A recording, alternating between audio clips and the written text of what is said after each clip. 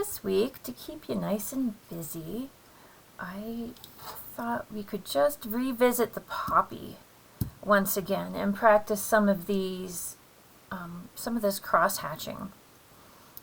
So you already have access to the line drawing of the poppy as your practice sheet. You can print out the whole thing again, or I also have uploaded the image of just the line drawing of the poppy so that you don't have to use lots of ink. So one way I thought that this could be accomplished is if you go back to your line drawing that you did in lesson 2, you can either use a photocopy of your own drawing, you can draw on your original, you can, the sample drawing that I had done with the little message, if you have the copy of it, it might be an option for you to work on top of as well. So I already have one set of lines on here, and I'm just going to dive into doing a little bit of line work on here and see what difference it can make. I'm going to grab a pair of the cardboard. I need a pair of my cardboard lines. Oops, cardboard. I thought I had a set lane here, but I don't. Okay, got a pair of my cardboard lines, so I can, once again, if I want to block out an area so I don't get distracted, I can do that. So I can block down, maybe just look at just that part of the petal, and I can do it on my photocopy. That might work well. Once again, you can use your value strip that you've established. You can refer to your I'm trying to find mine. Your cross-hatched sheet. Here it is. You can refer to your cross-hatched value sheet and decide, prop that up there, kind of be able to decide what kind of lines you want to work with. Alright, let's see here. So I grabbed a 2, and I'm going to start out by looking at this section of the petal right here.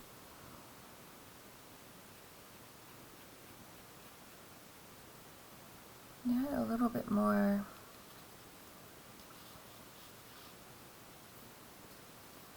depth.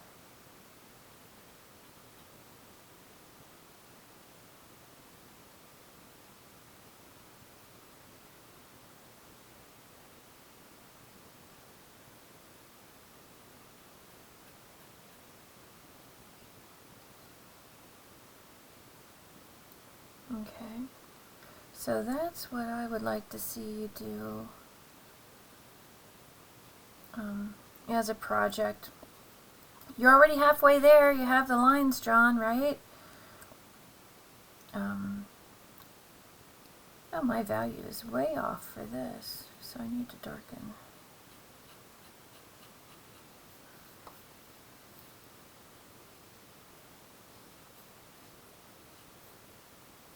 I could even add a few going this way and deepen that up a little bit more. Alright, so you get the idea. So you can do that as a project. Another option would be just to start from scratch.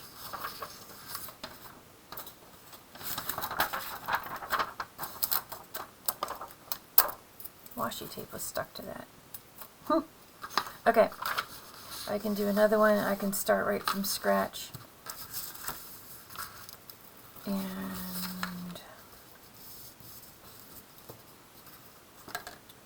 I'm going to, yeah, I have a 2. That'll work. Alright, so maybe I want to Do a little bit of curved lines on here. Get a little bit of contour going, a little bit around my petal.